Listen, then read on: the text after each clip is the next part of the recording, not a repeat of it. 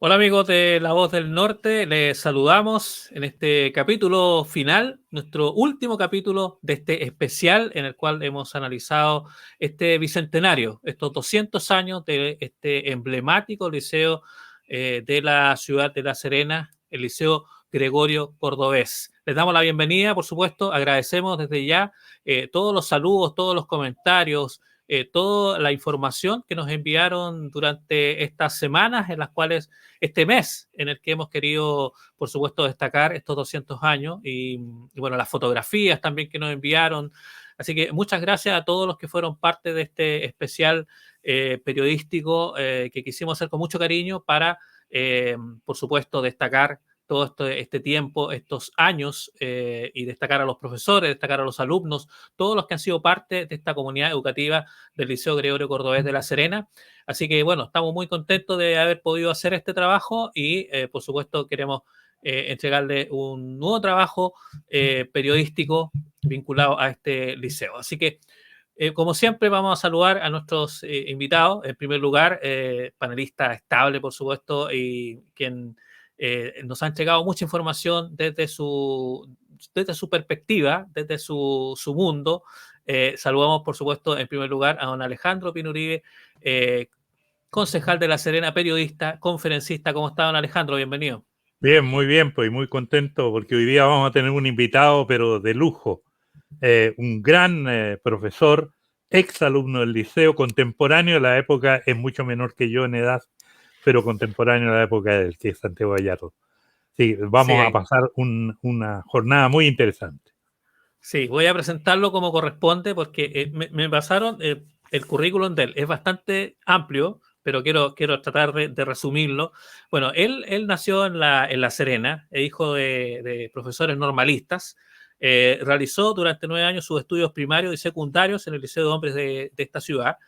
Luego de cumplir efectivamente sus obligaciones militares, ingresa a la Universidad de Chile, sede de La Serena, para realizar sus estudios profesionales y titularse como profesor de Estado en Biología y Ciencias Naturales. Desde 1961 desarrolla sus actividades docentes, principalmente en establecimientos de educación media, superior y preuniversitarios de esta ciudad, acogiéndose a la jubilación tras 40 años de servicio. Desde el año 1985 se incorpora al Centro de Exalumnos del Liceo de Hombres, asumiendo el cargo de secretario general. Bueno, ya jubilado, se dedica a la investigación histórica sobre temas relacionados con el Liceo de Hombres y la ciudad de La Serena. Vamos, un ratito más vamos a mostrar sus libros y sus trabajos y vamos a por supuesto, saber sobre las investigaciones que está haciendo por estos días don Luis Santiago Gallardo Munizaga, a quien le damos la bienvenida. ¿Cómo está, don Luis? Bienvenido. Alejandro, Cristian, buenas tardes. Encantado de estar con ustedes y muy agradecido por la invitación para esta conversación que espero que sea lo más interesante posible. Así es. Bueno, yo lo decía, usted desde el año 85 parte del Centro de Exalumnos del Liceo de Hombres, a quien representa en este programa, en este especial periodístico que estamos desarrollando como La Voz del Norte. Así que, bueno, quería preguntarle un poco, partir, para que nos cuente un poco sobre sus años en este liceo. Eh, llega y pasa sus mejores años, yo diría, en este emblemático liceo. Cuenta un poco cómo fue ese paso por el Liceo Gregorio Cordovés, el Liceo de Hombres. Así es. Bueno, llegué al liceo con 9 años de edad, a lo que era en ese tiempo el cuarto año de preparatoria, y me quedé hasta terminar mis humanidades. En total estuve en el liceo durante 9 años, parte de mi niñez, por supuesto, y parte de mi adolescencia. eh, Parte de lo que el escritor Cronin, un médico inglés, llama los verdes años. De manera que son años que están llenos de recuerdos, de lindos recuerdos, de mis compañeros de curso, de mis profesores y de lo que era el liceo como establecimiento educacional. Yo Eh, sí, no, es que le iba a comentar que durante todos estos programas hemos destacado algo.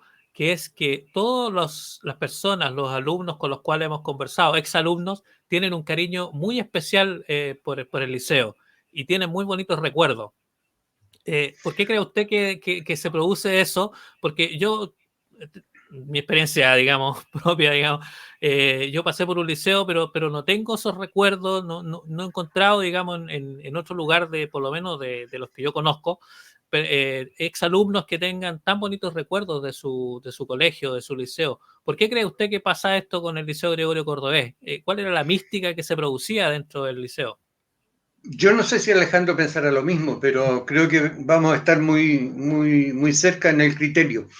Yo lo atribuyo principalmente a lo que nos enseñaron nuestros profesores, cómo nos enseñaron el cariño al liceo, cómo nos enseñaron a sentir gratitud por todo lo que el liceo nos daba, desde el punto de vista de la formación cultural respecto a las distintas asignaturas que teníamos, como dentro de lo que era nuestra formación personal. Y ahí hay una amalgama muy interesante en nuestra formación, que es lo que nosotros llamamos, y probablemente Alejandro esté de acuerdo conmigo, es lo que llamamos la impronta de la enseñanza del liceo, y que nos hacía sentirnos orgullosos siempre y en cualquier lugar de ser alumnos del Liceo de Hombres de La Serena en ese tiempo, Liceo Gregorio Cordovés de hoy. Claro, claro. Me imagino que don Alejandro concuerda con eso y lo Sí, ha mencionado en varios programas. absolutamente de acuerdo. Y esa impronta liceana, el orgullo de ser liceano, se te mete en la sangre, es un modo de vida. Cada vez que uno se encuentra con un ex compañero de aula, lo recuerda con cariño, y todos alguna deuda tenemos con el liceo en términos de todo lo que nos enseñó y hacia dónde. Mi historia ustedes la conocen. Yo llegué a ser lo que he sido profesionalmente gracias al liceo, a un profesor del liceo, en fin. Así que, pero Santiago Gallardo, Luis Santiago Gallardo, yo lo conozco del Chago, compañero del liceo, muy querido, es un gran historiador. Aparte de ser un gran profesor, yo tengo el orgullo que además fue profesor de uno de mis hijos, de Tomás, cuando le hizo clase ahí en el colegio inglés. Pero él tiene una capacidad de investigación, se ha dado el trabajo de recorrer todo el norte de Chile, de seguir las huellas liceanas que se marcaron durante la Guerra del Pacífico y seguir investigando.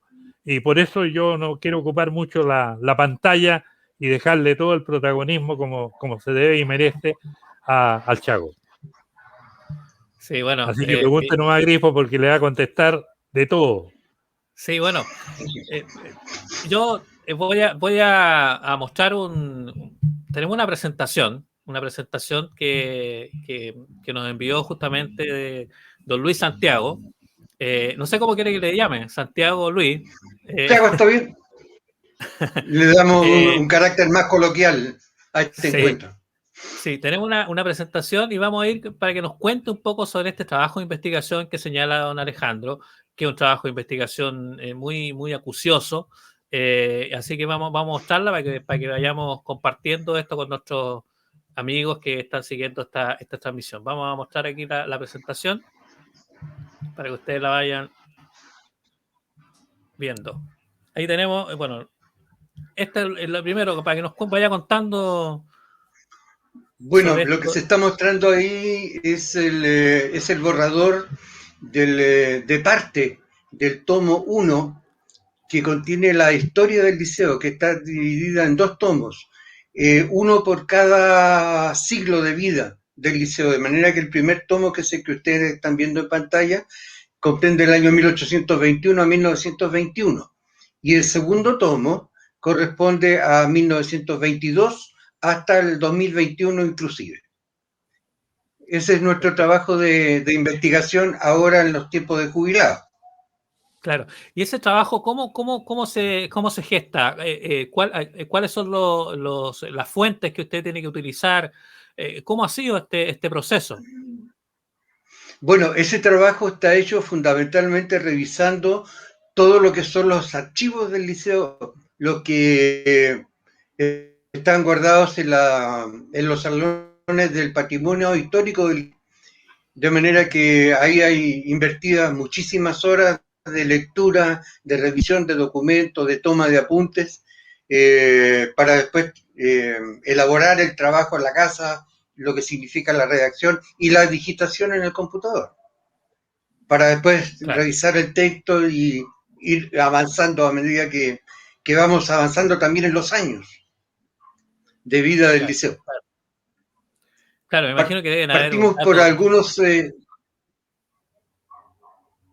los primeros archivos del liceo son todos manuscritos, así que realmente hay un pequeño archivo por año, pero en 1912 llega al liceo la primera máquina de escribir, una Underwood inglesa, y a partir de esa fecha entonces empiezan a aparecer dos documentos, dos legajos, uno que era el archivo de secretaría y otro que era el archivo de rectoría, de manera que ahí se duplica el trabajo investigativo y se duplica el tiempo de investigación y se duplica la cantidad de trabajo, porque había que revisar los documentos distintos que estaban archivados en el archivo de rectoría como en el archivo de la secretaría del liceo.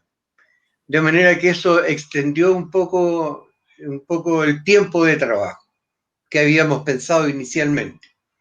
Pero fue un detalle que no pensamos que en un momento dado iba a ser muy importante. Y esa es la portada que va a tener, cuando lo imprimamos, esa va a ser la portada que va a tener el tomo número 1, que es la famosa Casona de Cantunet. Ahí dice que es de 1821 al 2021, ¿no es cierto? Y ese es el tomo 1, entonces. Esta es la entrada principal del liceo, que se ve debajo de ese triángulo, ese frontón triangular. Ahí había una escalera de mármol de 4 pisos, 4 pisaderas. Después venía un tremendo hall muy lindo con baldosas blancas y negras y 2 tremendas columnas de sostén en el interior del hall, para después acceder a la construcción interna del liceo.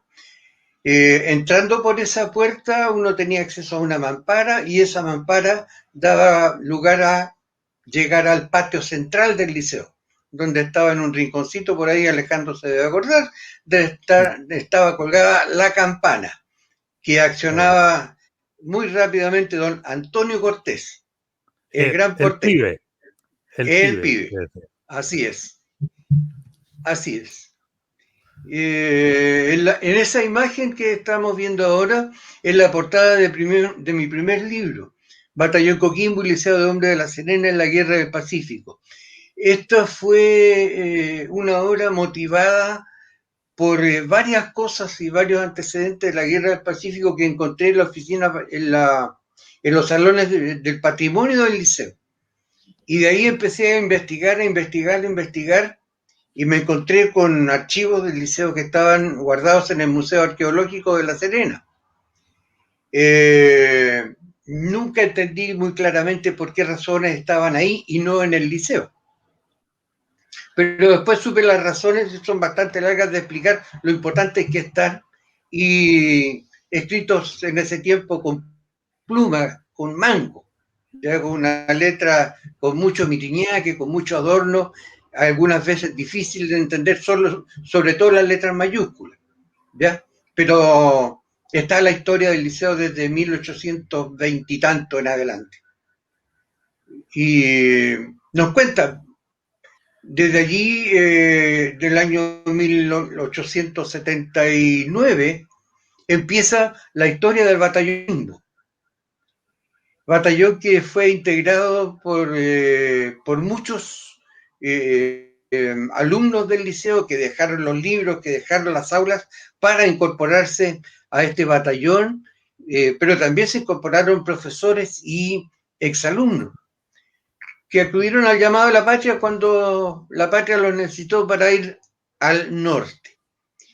La curiosidad que tiene este batallón es que este batallón, o la formación de este batallón, no es iniciativa del Ministerio de Defensa o del Ministerio de Guerra, como se llamaba en ese tiempo, sino que Este batallón se origina en la idea del Cabildo de La Serena. Y el Cabildo de La Serena decide formar una agrupación, ¿no es cierto?, de jóvenes, de varones, que estén dispuestos a ir al norte y a defender, ¿no es cierto?, a cooperar con los regimientos de línea que ya se habían mandado. Estos regimientos no eran regimientos de militares profesionales, sino que eran todos simplemente, era todo voluntariado. Pero dentro de ese voluntariado estaban los alumnos y los profesores del liceo, los cuales al momento del encuadre de este batallón, lo que significa determinar su oficialidad, ¿no es cierto?, y los clases, los sargentos, los cabos, esos cargos fueron principalmente asignados a exalumnos del liceo, por su preparación, por su formación personal. Y el Cabildo de La Serena en ese tiempo invitó a las municipalidades de otras localidades de Ovalle, qué sé yo, cercanas, para que promovieran el ingreso de jóvenes al batallón Coquimbo. Prácticamente, y por eso se llamaba Coquimbo, en honor de la provincia de Coquimbo. Pero el nombre deriva también porque durante la gesta independentista de la corona española hubo un primer batallón Coquimbo que combatió hasta la derrota de los españoles. Entonces el Cabildo, en honor de ese batallón, decidió ponerle a este batallón Coquimbo. Mucho tiempo después vino el llamado del Ministerio de Guerra para que se formara un batallón en La Serena, pero el batallón ya estaba formado y tenía prácticamente casi 500 hombres. Su vestuario fue confeccionado por damas de La Serena. Se compraron las telas, los zapateros de la Sociedad de Artesanos confeccionaron los famosos calamorros, que eran durísimos porque eran de cuero crudo, y las suelas eran clavadas con tachuelas, de manera que cuando las tachuelas perforaban las suelas, se sentían las puntitas de los clavitos, ¿no es cierto?, en la planta de los pies. De manera que este batallón no tuvo el uniforme sino hasta cuando llegaron estos implementos, cuando ellos ya estaban acampando en Antofagasta, en un periodo de instrucción bastante importante. El batallón Coquimbo, ahí está gran parte de su oficialidad en Antofagasta. Eso es lo que nos muestra la fotografía de esa portada. Y arriba tenemos una vista de la bella casona de Canturnet, edificio ya terminado. Si ustedes se fijan, está tomado desde el ángulo. El costado derecho nos muestra la calle Canturnet, la fachada del liceo que da hacia la calle Canturnet, y a mano izquierda, de la mitad de la fotografía, eso corresponde a la calle Rodríguez. En el ángulo superior estaba la sala que tuvo durante mucho tiempo un prestigioso profesor de educación de artes plásticas, Mr. Rowe, don Osvaldo Ramírez Osandón. Todo el ángulo superior derecho era la sala de artes plásticas. Y abajo... ¿Sí? Qué interesante. No, sí, siga nomás, siga. Y abajo se ve justo frente a la esquina hay un poste de luz eléctrica y al lado derecho hay una puerta. Esa era la puerta de acceso a lo que era la biblioteca del liceo antiguo. ¿Ya? Después ahí eso se cerró, se clausuró andando el tiempo y ahí se colocó después el taller de carpintería, que lo tenía a su cargo, Alejandro se debe acordar, seguramente el maestro Lázaro. Sí, que nos convidaba pedacitos de madera para los trabajos manuales también. Extraordinario, un hombre de bonachón, de una voluntad de oro, y del cual tenemos los mejores recuerdos. Él reparaba los pupitres, todos los muebles que echábamos a perder nosotros, los reparaba. Todo lo que destruíamos nosotros, él encontraba una manera de arreglarlo. Apenas se entregó el liceo y durante la Guerra del Pacífico una parte del segundo piso, aproximadamente la mitad, que tenía una capacidad, tenía el entero, era para 100 alumnos internos, pero la mitad de esa instalación se destinó a lo que ustedes mencionaron en el programa anterior como el nombre de banco de sangre. Era para heridos que llegaban del norte embarcados y eran desembarcados en Coquimbo y trasladados al hospital, y algunos llegaron al liceo entonces, que estaba transformado en banco de sangre. Esto estamos hablando del año 1879 en adelante. Sí, le iba a preguntar por... la semana pasada conversábamos con Luis Malebrán, y que nos hablaba de Adolfo Formas, y también nos mencionó algo bien interesante relacionado con el batallón Coquimbo. Yo no sé si en su libro aparece algo de eso, esta colaboración que hizo este profesor que está dedicado en gran parte, digamos, al tema astronómico, para poder que estos integrantes del batallón se pudieran de alguna forma orientar a través de las estrellas en el desierto. Bueno, hay bastante de eso, Cristian, porque da el caso de que 3 aventajados alumnos de don Ignacio Domeyko fueron enviados a estudiar y a perfeccionarse, siendo ya ingenieros de mina. Ellos habían obtenido su título dando su examen de grado en la Universidad de Chile en Santiago, pero los cursos de ingeniería se estudiaban acá en el liceo. Y estos fueron enviados entonces a París a perfeccionar sus estudios de ingeniería. Y en París estaba don Manuel Paz Soldán, que era el más importante geógrafo que tenía el Perú. Y él estaba editando en Francia, estaba editando la geografía del Perú, que en ese tiempo incluía la provincia de Tarapacá. Pero cuando ellos se vinieron desde Francia, cuando terminaron su pasantía allá, que duró aproximadamente 2 años, se trajeron ejemplares de esta geografía, de manera que ellos pudieron estudiar la geografía de la provincia de Tarapacá en manuales de geografía hechos por un profesor benemérito y reconocido geógrafo del Perú, don Manuel Paz Soldán.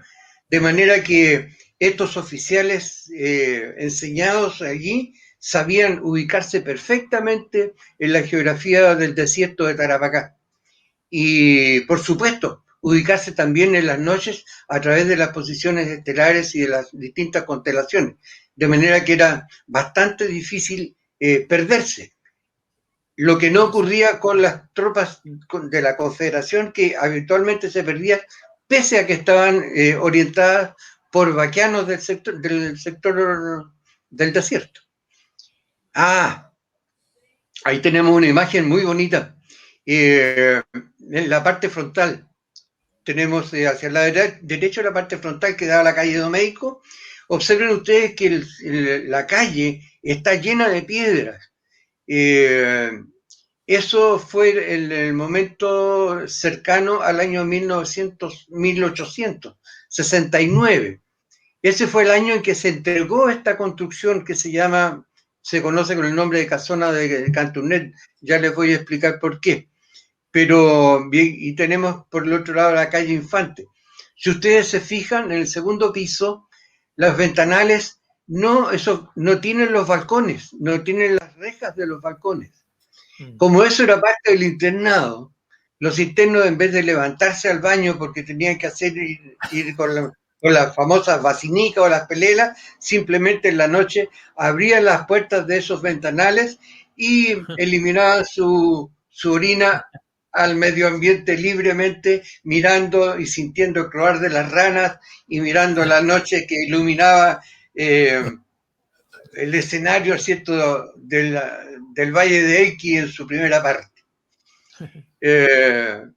Eran bastante flojos algunos de nuestros primeros compañeros. Este edificio quedó así tal como está, quedó detenida su construcción en la segunda paralización. Y este edificio fue determinada su construcción por un gran rector del liceo, don Juan de Dios Pení. El liceo ha ocupado en su vida histórica 3 locaciones. La primera fue en el claustro Santo Domingo, la misma iglesia Santo Domingo que está hoy día frente al Hotel de Turismo. Allí estuvo desde 1821 a 1824, 3 años. Cuando ese recinto se hizo estrecho, entonces se cambió a otro claustro, al claustro de San Agustín, donde estuvo desde 1824 hasta 1869, 45 años. Y fue en ese lugar cuando asumió como rector el profesor primario y posteriormente ingeniero geólogo y de minas, don Juan de Dios Pení.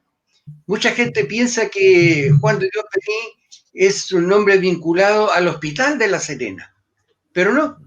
Don Juan de Dios Pení fue un tremendo rector y fue el que asumió por ahí por el año 1860, en el mes de julio. Y él vio que este claustro de San Agustín estaba transformado en un recinto, pero absolutamente insalubre, muy incómodo, además de estrecho. Y en ese momento él tomó la determinación que había que construir un edificio nuevo y hecho especialmente para un establecimiento educacional, que fue el edificio de las vistas anteriores de la presentación. Sí. Para construir este tremendo edificio, don Juan de Dios Pení hizo una campaña económica, primero una campaña financiera entre los mineros para que aportaran dinero. Y consiguió también la colaboración de los profesores que renunciaron por algún tiempo a algunos mejoramientos económicos. Y en esa gestión, don Juan de Dios Pení logró juntar 60.000 pesos oro. 60.000 pesos oro que es muy difícil para nosotros poder buscar una equivalencia en la actualidad. Y yo no tenía idea cómo hacerlo tampoco, porque soy profesor de biología, ¿no es cierto?, y ciencia, y nada que ver con economía ni con altas finanzas. Pero encontré la forma de lograr una información y les voy a dar una cantidad que para nosotros hoy día resulta impensada. Porque don Juan de Dios Pení logró juntar 2.270 millones de pesos de hoy. 2.270 millones de pesos actuales. Con esa cantidad se compró un tercio, el tercio donde está el edificio que estamos viendo ahora, sí. Un tercio de la manzana, comprendida entre Infante, Rodríguez, Cantunel y Gandarilla. ¿Ya? Los otros 2 tercios se los fue comprando de a poco, con la ayuda fiscal. Pero la manzana completa, el terreno del primer tercio y la edificación fue con fondos exclusivamente de recursos del liceo. 0 aporte fiscal para ese tiempo.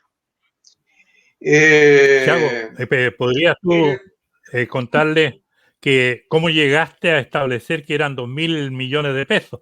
Porque en ese tiempo se hablaba de pesos oro y Santiago hizo una investigación muy a fondo para poder establecer el valor a moneda actual, a pesos chilenos, de lo que había costado realmente el edificio.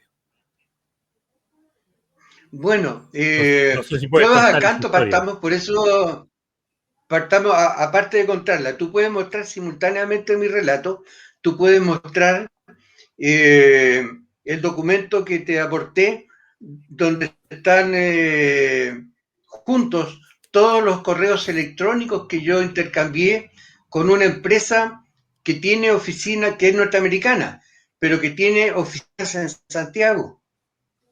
Y a esa empresa sí, le pedí que por favor, a ver.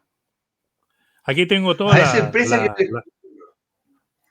toda la colección de mail que intercambiaste. Esta es la empresa Aureus.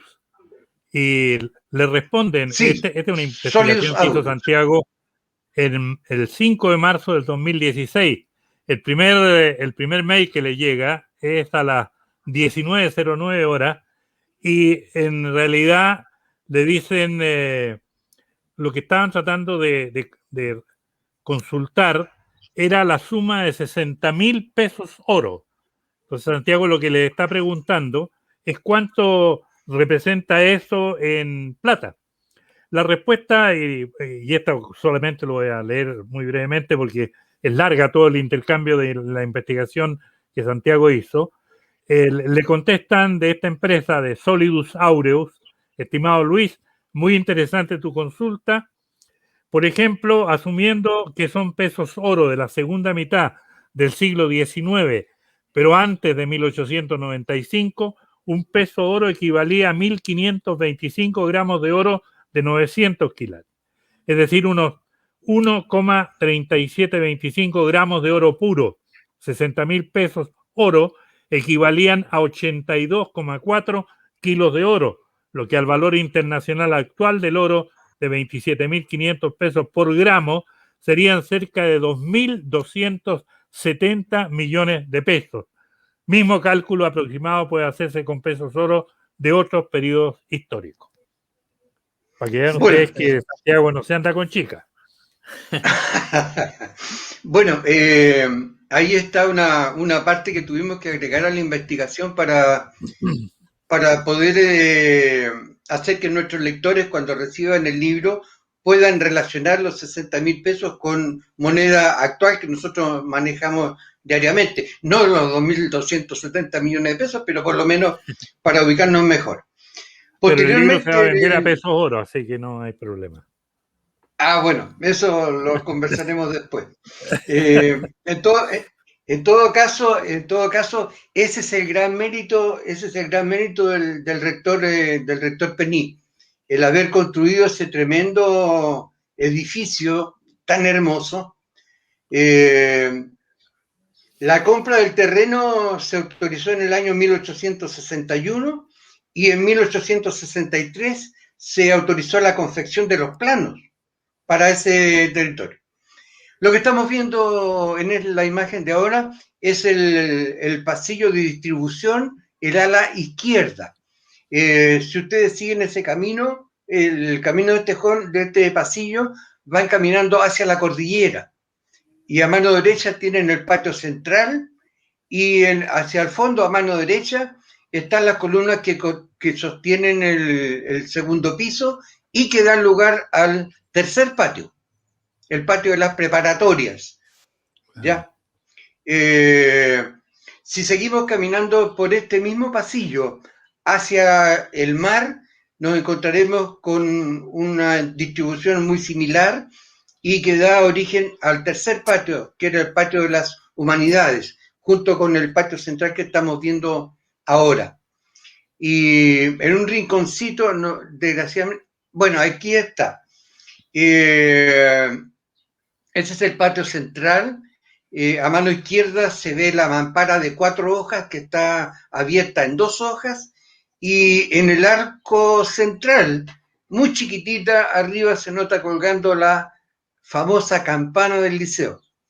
Esa campana fue cedida por la dirección de ferrocarril, la subdirección de ferrocarriles de Coquimbo. Pertenecía a una máquina de vapor que ya estaba dada de baja y fue cedida al liceo.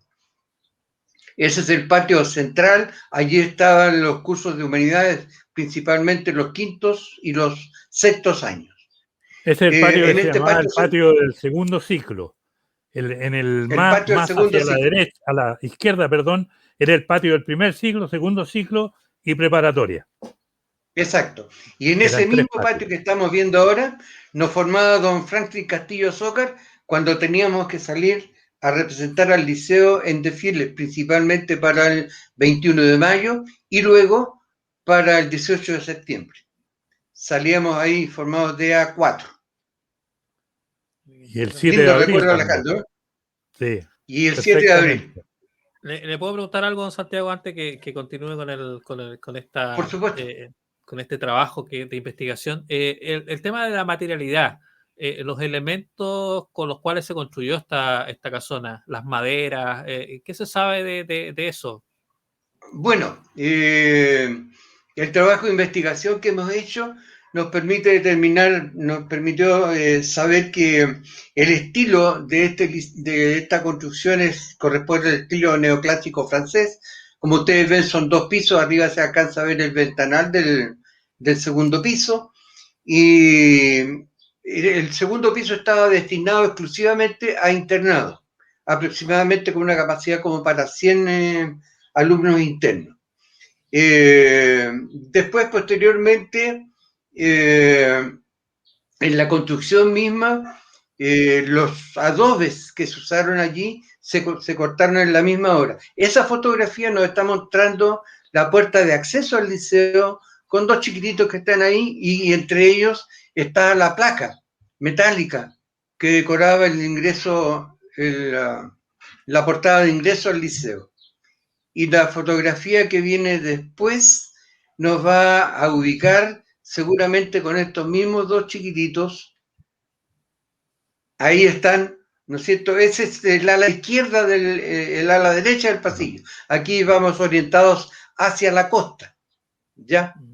Y si no me equivoco, las figuras que vienen al fondo, yo esas las estuve observando con una lupa bastante potente, y esa es la figura de don Franklin Castillo Zócar, uno de los profesores más queridos por los alumnos del liceo que estuvimos estudiando en la Casona de Canturnet.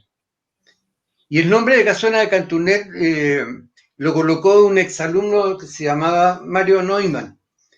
Él le colocó Casona de Canturnet, y conversando conmigo me pidió que hiciera los trámites acá, que él me iba a mandar los documentos para que ese nombre nunca pudiera ser utilizado comercialmente, sino que él quería patentarlo.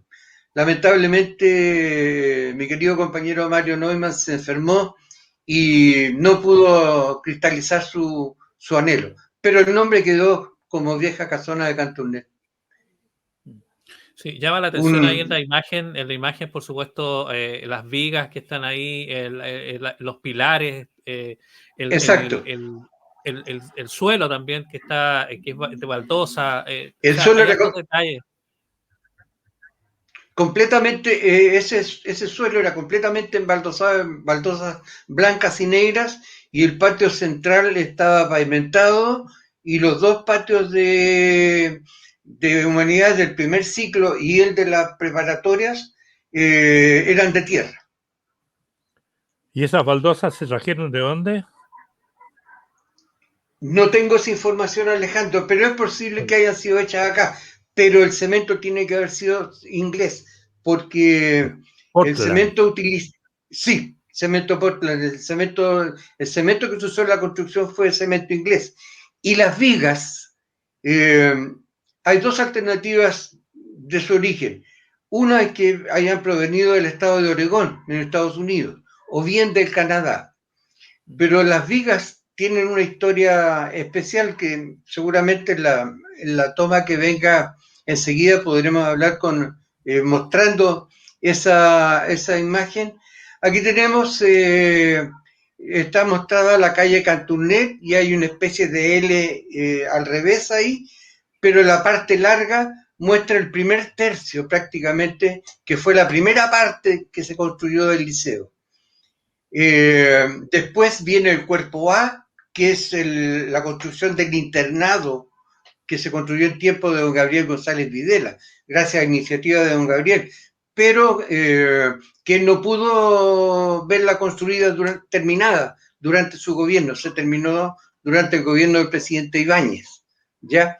Y entre ambas, eso que aparece allí con VR, era la casa de 2 pisos asignada al vicerrector, porque antes los establecimientos educacionales, todos los que fueron construidos durante el gobierno de Gabriel González Videla, tenían casas para el vicerrector y para el rector, y en las escuelas primarias para el director. Así que esa era la manzana completa. En la calle Gandarillas, ahí tenemos la casona de Canturnet en toda su magnificencia. Fue diseñada por un arquitecto francés, Monsieur Lucien Ambrose Henault. debo decirles que este señor había sido designado por el gobierno francés para remodelar y para refaccionar y reconstituir todos los castillos medievales franceses, de manera que tenía una capacidad extraordinaria y una idoneidad profesional a toda prueba. Bueno, tanto es así que Monsieur Lucien Ambrose Henault fue el diseñador también de la actual Casa Central de la Universidad de Chile, que todavía está paradita. Y fue también el diseñador del antiguo Congreso Nacional, que también está impecablemente, ha sido refaccionado en algunas cosas, pero ahí está totalmente en pie. Debo decirles que esta muralla que ustedes están viendo, que es la muralla exterior, la del primer piso, tenía 75, más de casi 1 metro de espesor. Y bajo la línea de la vereda, donde da vereda, ¿no es cierto?, y la construcción propiamente tal, ahí hay un hoyo que es el herido de los cimientos del liceo, que tiene una profundidad de 1,50 m.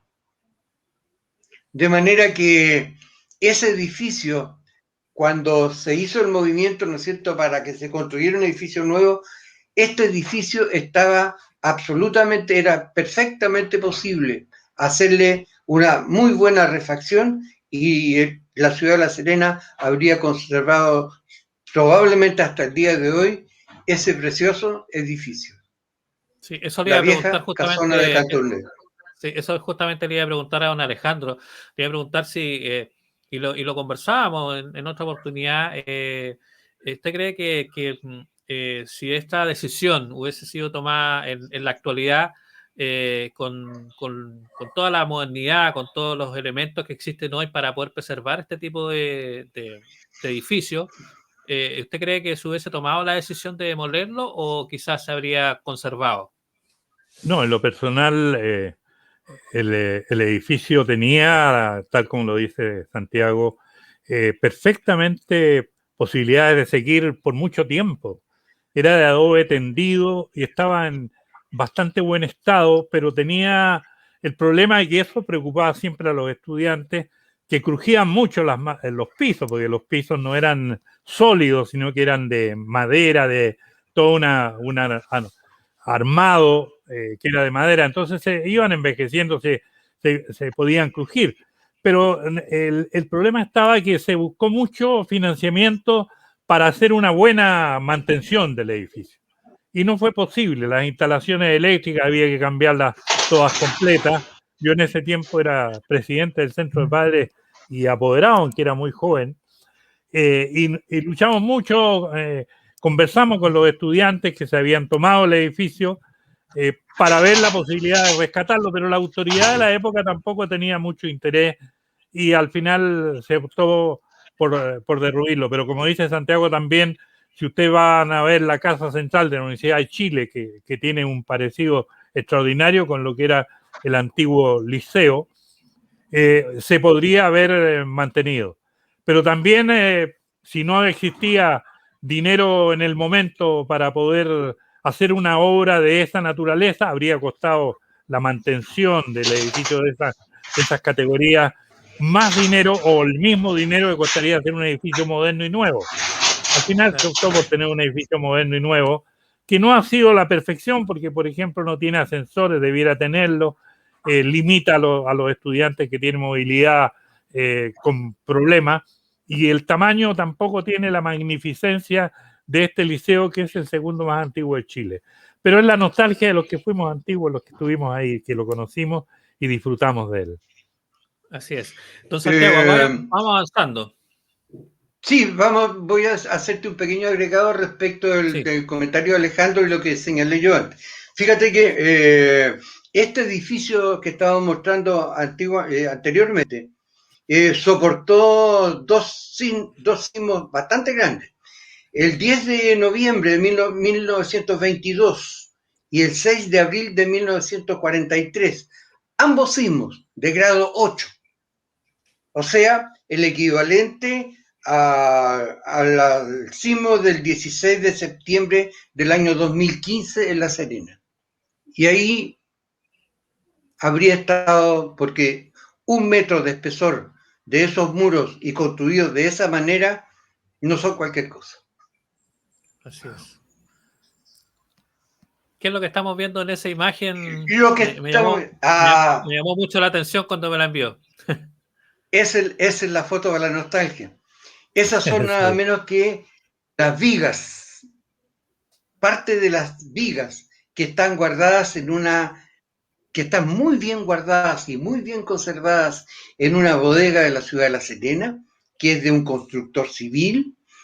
Esas vigas miden 6 metros de largo, así verticalmente como están puestas, miden 12 pulgadas de ancho por 6 pulgadas de ancho. Esas vigas tienen aproximadamente 300 años.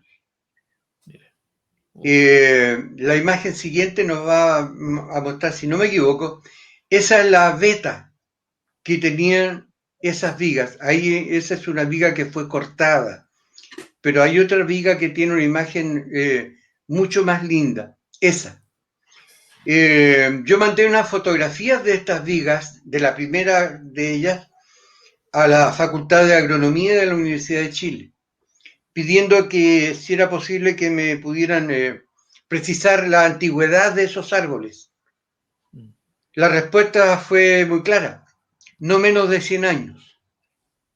Y si pensamos que esas vigas ya tenían 100 años, esos árboles tenían 100 años cuando llegaron a La Serena en 1862-63, y si sacamos la cuenta al día de hoy, esas vigas tienen más de 300 años y están impecables. No hay un orificio de polilla en ninguna de ellas.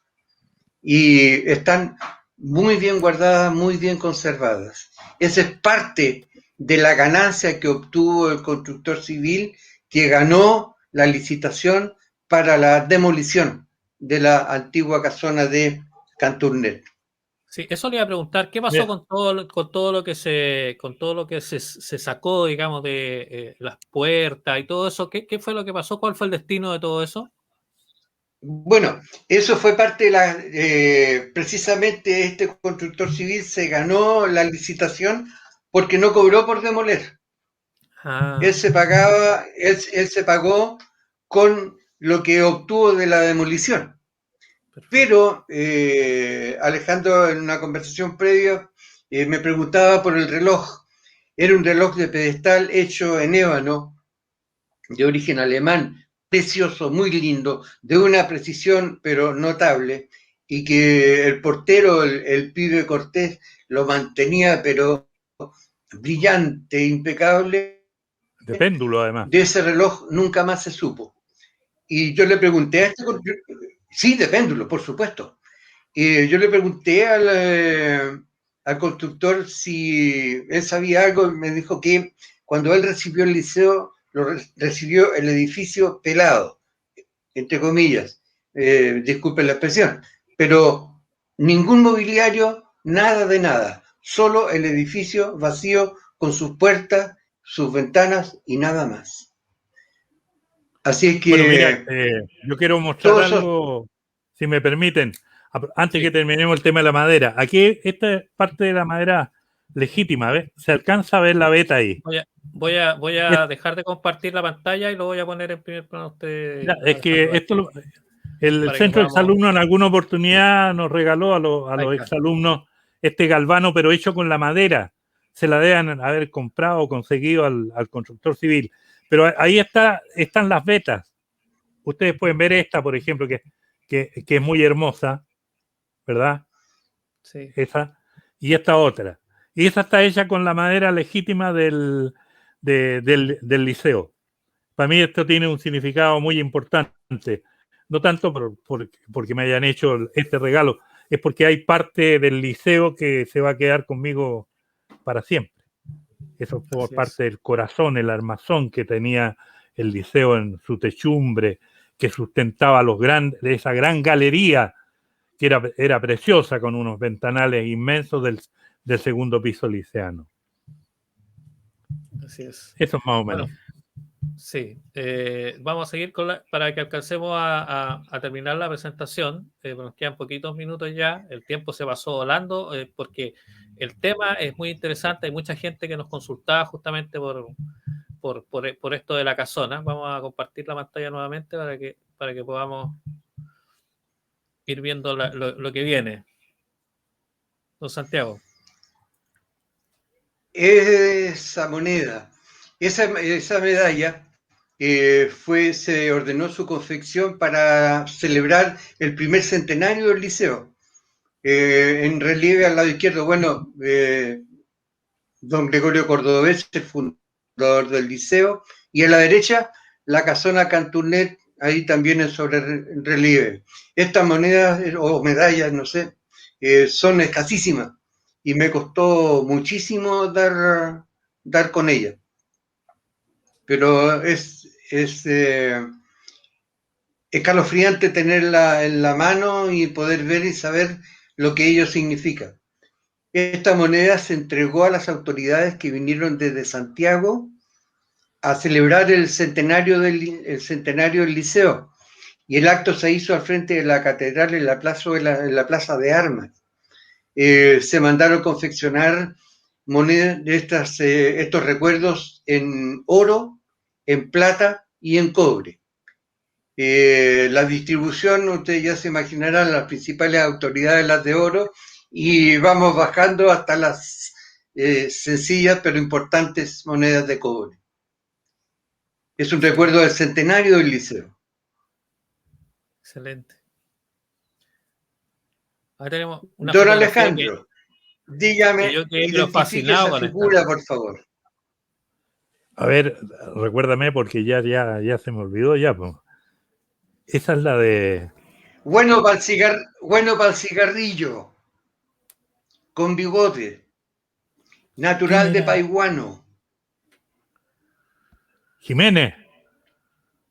Sí, señor. El Cucucho Jiménez. Mismo. Mira, pues. El Cuchucho Jiménez. No, pero ahí ya está muy joven todavía.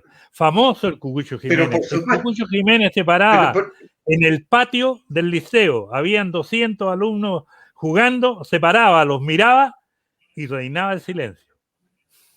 Y teníamos 200 alumnos formados. La disciplina, sí, imponía la disciplina por presencia, y un hombre además muy humano.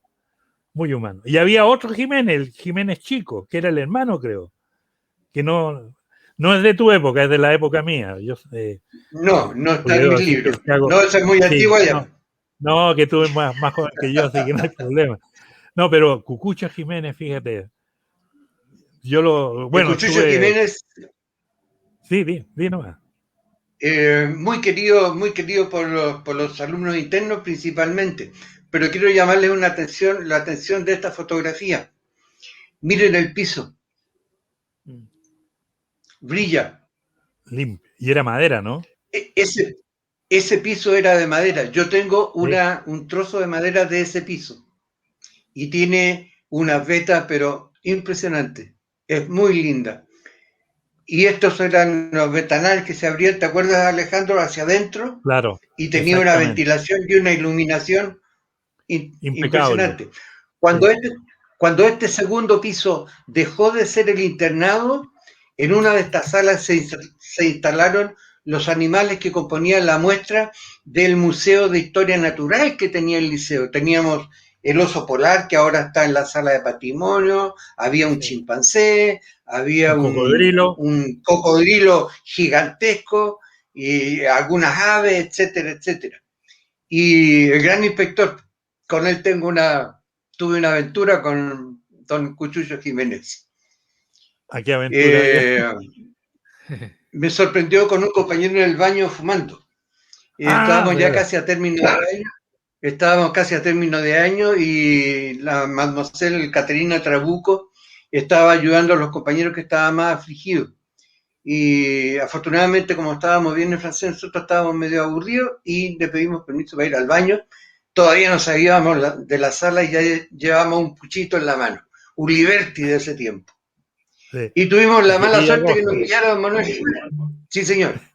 Y nos pilló don Manuel Jiménez y se arreglaron las cosas como se arreglaban las cosas en el liceo. Una cachetada en la cara. No, muy simple. No. Torque incline, usted póngale Ya. 2 y después usted le devuelve la 2 en el mismo lugar y consistencia del golpe. Sí. Saltaron un par de lágrimas, se enjuagan la boca, ¿algún problema? No, señor, a la sala. La próxima que Eso los no pille se puede hacer hoy día. se Hoy me día han no se podría suspendido. hacer. Sí, Y claro. listo, se terminó el problema. Bueno, recuérdense, Sí. era muy estricto, pero igual le teníamos tremendo cariño. Oh, Sí. esta foto. Aquí hay historia, don Alejandro. Así es. Aquí tenemos historia desconocida del liceo. Recién conversábamos que el batallón Coquimbo estaba formado por profesores, alumnos y exalumnos del liceo. Ellos formaban parte del ejército, de un ejército con uniforme, de un ejército que usaba cañones, que usaba fusiles, que usaba cuchillos. Este señor, más el que viene enseguida, si lo pueden mostrar, por favor. Estos dos fueron liceanos y sus vidas son paralelas. Estudiaron juntos las preparatorias en el liceo. Estudiaron juntos las humanidades en el liceo. Estudiaron juntos leyes en el liceo. Fueron juntos a dar su examen de grado para titularse como abogados en 1855. Pero estos dos liceanos fueron parte de otro ejército, desconocido para nosotros, que fue el servicio secreto que tuvo Chile durante la Guerra del Pacífico. Y este señor que estamos viendo en este instante fue embajador plenipotenciario de Chile en Inglaterra y fue el artífice de que el Perú no pudiera comprarle jamás ni un solo buque a Inglaterra para poder reemplazar ni al Huáscar ni menos a la Independencia. Este señor, que es don Marcial Martínez Cuadros, alumno del Liceo Gregorio Cordobés, igual que su compañero Alfonso, miembros del servicio secreto de nuestro país durante la Guerra del Pacífico. Y tuvieron una importancia enorme. Desgraciadamente, su aporte es muy desconocido, porque nos dejamos llevar, siempre que hablamos de ejército y hablamos de guerra, pensamos en los uniformados y en los armados, pero detrás de ellos hay un ejército que se mueve en las sombras, que no tiene armas, pero que tiene astucia, inteligencia para lograr cosas importantes para su país. Qué interesante todo este relato que nos ha hecho don Luis Santiago en este último capítulo de nuestro especial del Bicentenario.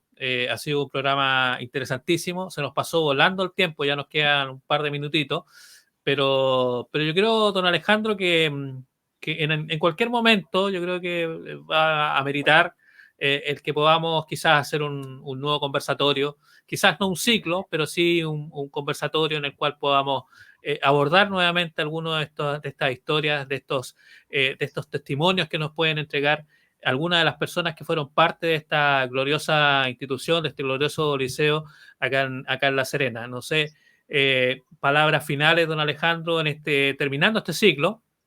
Y también le vamos a dejar a don Luis para que también nos cuente un poco sobre lo que viene, sobre sus trabajos, lo que está desarrollando y cómo también, yo no le pregunté al principio, pero cómo se toman estos 200 años también de este bicentenario. Don Alejandro. Bueno, yo en primer lugar quiero agradecer la presencia de Luis Santiago Gallardo, un exalumno, siempre nosotros decíamos, me acuerdo de Polo Díaz, un exalumno de corazón.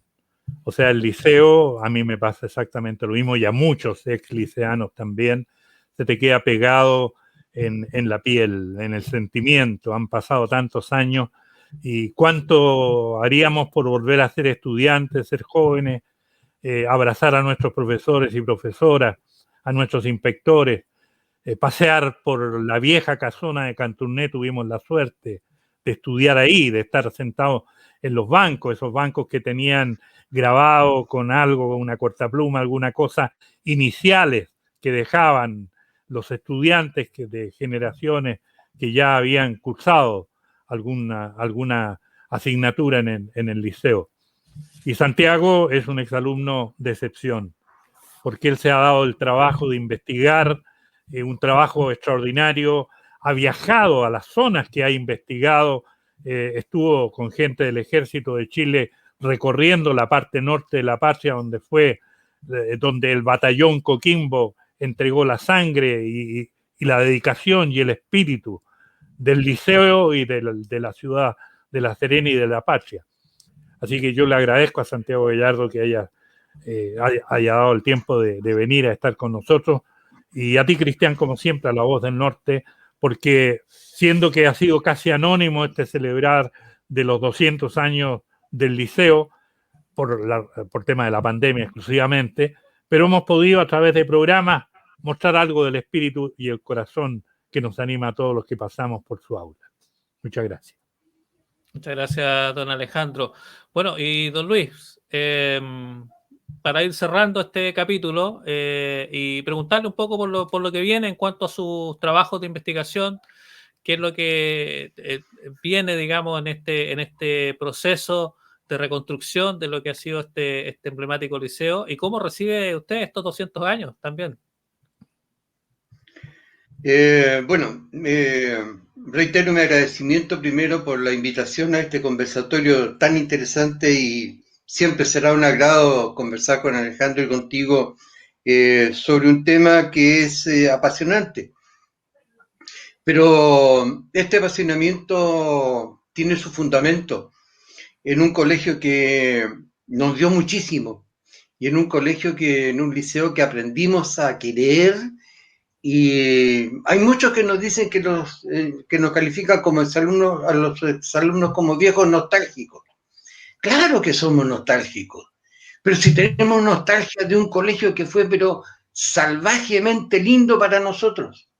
Y Alejandro lo dice, llevamos una etiqueta, y esa es la etiqueta de un liceo, de un colegio que aprendimos a querer y por el cual siempre hemos sentido un orgullo, pero a toda prueba, a toda prueba. Yo estoy haciendo con mucho gusto y con una tremenda motivación, y ya tengo prácticamente terminados los 2 tomos de la historia del liceo. Me queda algo muy difícil, pero que es la guinda de la torta, encontrar el financiamiento para su publicación. Mi idea era publicarlo, precisamente regalárselo al liceo ahora, para que el liceo, al cumplir sus 200 años, tuviese un par de libros donde estuviese su historia. La pandemia por un lado y los inconvenientes económicos por otro lo han impedido hasta ahora, pero no cejaré en mi empeño y en mi esfuerzo por encontrar el financiamiento que es cercano a los 10 millones de pesos para publicar 500 unidades de ambos tomos y que el liceo pueda tener su historia. Y ojalá que haya alguien que después de nosotros siga animado con ese mismo espíritu y siga escribiendo la historia del liceo. Si es una tradición que se enraiza con la historia misma de Chile. Y hablar del liceo es hablar del crecimiento cultural y educacional de la ciudad de La Serena. Hay 2 universidades, o había en La Serena 2 universidades en ese tiempo, la Universidad Técnica del Estado y lo que fue la Universidad de Chile de La Serena. Ambas tienen su origen en el liceo y en la acción de prestigiosos liceanos, como Raúl Vitranachari, por un lado, la Universidad de La Serena, don Buenaventura Osorio, primer rector de la Universidad Técnica del Estado. En fin, el liceo tiene una tremenda tradición que se enraiza también con la historia del país. y es un orgullo poder escribir sobre ella. Muchas gracias, Cristian, muchas gracias, Alejandro, por sus palabras tan encomiosas, pero todo lo que podamos hacer por el liceo, bienvenido sea. Muchas gracias.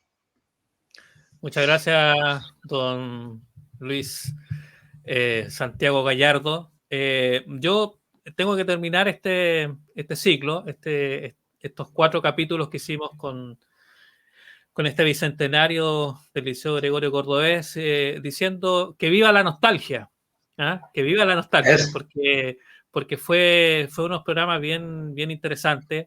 Tenemos que agradecer también a todos los que estuvieron y que fueron parte de este espacio, a don Mario Rojas, Luis Malebrán también, Alejandra Rojas también, que está haciendo un trabajo extraordinario también en el liceo, con esta academia de patrimonio. Ojalá que ese tipo de cosas, esas academias se sigan prolongando, que más estudiantes que hoy están cursando sus estudios en el Liceo Gregorio Cordobés puedan ser como Luis Santiago Gallardo en el futuro, que sean guardianes de las tradiciones, guardianes de la historia de este emblemático liceo. Así que muchas gracias por habernos sintonizado, por haber compartido con nosotros este espacio, este programa especial. Por supuesto, dejarlo invitado porque en cualquier momento vamos a seguir haciendo programas de historia, de patrimonio, de La Serena y de nuestro país. Así que un abrazo, que esté muy bien, agradecidos de su sintonía y hasta pronto. Gracias, nos despedimos ahí. Chao, gracias. Gracias. Adiós.